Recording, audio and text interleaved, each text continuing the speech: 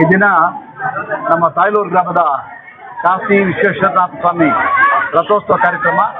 ಈ ಕಾರ್ಯಕ್ರಮ ವಾಡಿಕೆಯಂತೆ ಪ್ರತಿ ವರ್ಷ ನಡೆಯುತ್ತೆ. ಇವಾಗಲೂ ಕೂಡ ಅದ್ದೂರಿಯಾಗಿ ಈ ಕಾರ್ಯಕ್ರಮ ನಡೀತಾ ಇದೆ.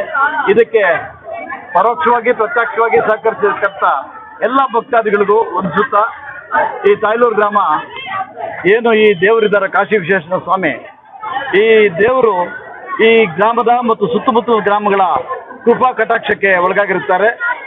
ಈ ಸ್ವಾಮಿಯ ಕೃಪಾ ಕಟಾಕ್ಷ ಮುಂದೆಯೂ ಹಿಂಗೆ ಮುಂದುವರಿಬೇಕು ಅಂತ ದೇವರಲ್ಲಿ ಪ್ರಾರ್ಥಿಸುತ್ತಾ, ಈ ತಾಲೂಕಲ್ಲಿ ಉತ್ತಮವಾದಂಥ ಮಳೆ ಬಿದ್ದು ಉತ್ತಮವಾದಂಥ ಬೆಳೆಗಳು ಬಂದು ರೈತರು ತಮ್ಮ ಜೀವನ ಸುಗಮಯವಾಗಿರಲಿ ಅಂತ ದೇವರಲ್ಲಿ ಪ್ರಾರ್ಥಿಸುತ್ತಾರೆ.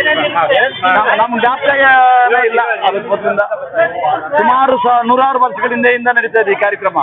ಈ ಕಾರ್ಯಕ್ರಮ ನಾವು ಹುಟ್ಟಿದಾಗಿಂದ ಚಿಕ್ಕಂದಿಂದ ನೋಡ್ತಾ ಇದ್ದೀವಿ.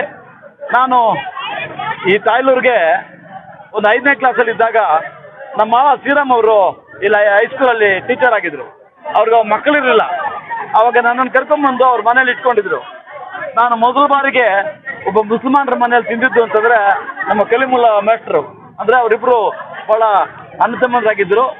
ಈ ಊರಲ್ಲಿ ಕೂಡ ಈಗ ಇನ್ನೂ ಮುಸ್ಲಿಂ ಬಾಂಧವರು ಇದ್ದರೂ ಕೂಡ ಭಾಳ ಅನ್ಯೋನ್ಯವಾಗಿ ಒಂದಾಗಿ ಎಲ್ಲ ಕಾರ್ಯಕ್ರಮಗಳನ್ನು ಮಾಡ್ಕೊಂಡು ಹೋಗ್ತಾ ಇದ್ದಾರೆ.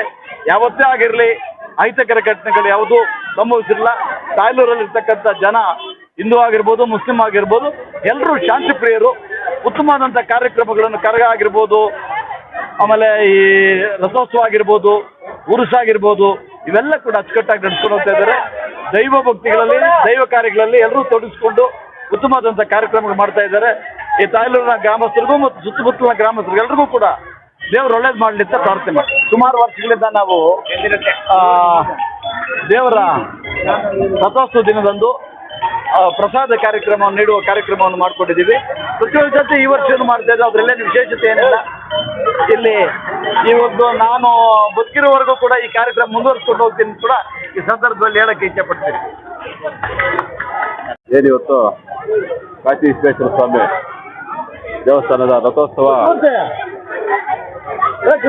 ಬಹಳ ವಿಜೃಂಭಣೆಯಿಂದ ಆಚರಿಸಲಾಗ್ತಿದೆ. ಒಂದು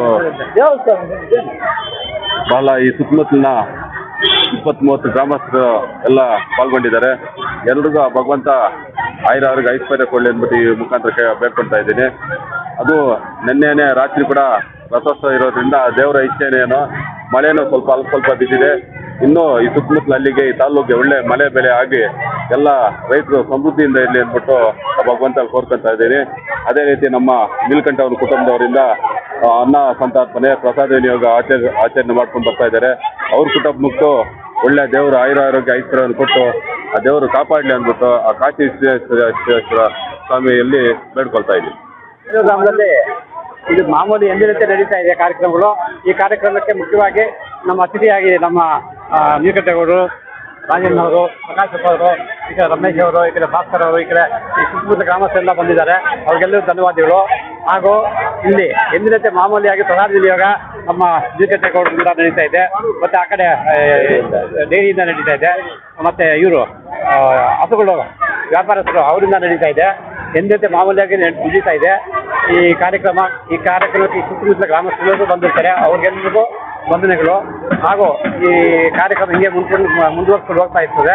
ಈ ಕಾರ್ಯಕ್ರಮಕ್ಕೆ ಬಂದಿರುವ ಎಲ್ರಿಗೂ ಅಭಿನಂದನೆಗಳು. ಮತ್ತು ಈ ಭಾಗದಲ್ಲಿ ಇರುವ ಮಳೆ ಬೆಳೆ ಚೆನ್ನಾಗಿ ಆಗಲಿ ಅಂತ ದೇವರು ಈ ಕಾಶಿ ಸ್ವಾಮಿನ ಪ್ರಾರ್ಥಿಸುತ್ತಾ 4 ಮಾತುಗಳನ್ನು ಮುಗಿಸ್ತಾರೆ.